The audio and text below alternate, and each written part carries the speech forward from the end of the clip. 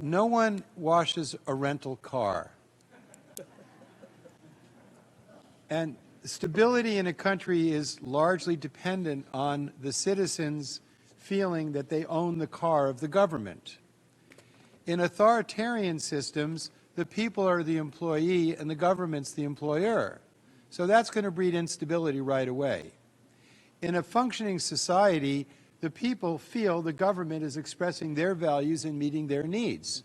So that it is not only the physical needs, but human beings, we're complex psychological creatures. You can have people who have lots of money and all of the resources, but are perpetually insecure and thus never fulfilled. So government has to be holistic in its approach to its citizens. When differences are conceived of as intrinsically adversarial, then the benefit of diversity is undermined. So the theme of governance and parliamentarians is to explain the value of dissent. In an authoritarian system, like in every government, mistakes are made.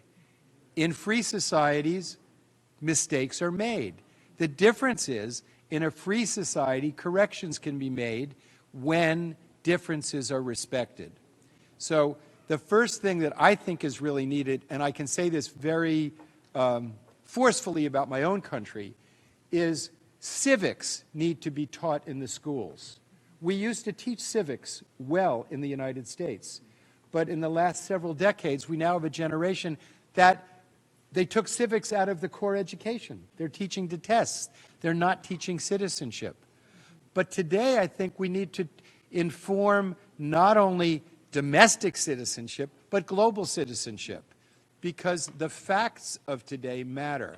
People can have whatever opinion they want, but the fact is we need 9 planets to provide an American middle-class lifestyle for everybody. We can't do that. We have to explain that we have to change how we heat our homes, move our bodies, etc. So we need education, and we need civics, global education. And last but not least, I want to reiterate the importance of how human rights, the right of expression, for example, doesn't take place at an individual level. It's a community process. You can't have a human right alone. So I feel it would be very good if, 20 years ago, Anna Cataldi, who was a UN messenger of peace, raised $3 million and produced 1.5 million little passports with the Universal Declaration of Human Rights and got them passed out to high school kids. Well, that's too expensive. I think there's like 400 million high school kids in the world today. You can't do that. But over 70% of them have these guys now, or have access to them.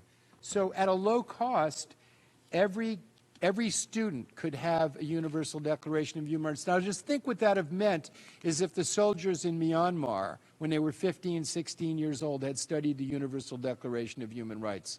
I needn't spell out what that might have done. Thank you. Those are my ideas. Thank you. Thank you.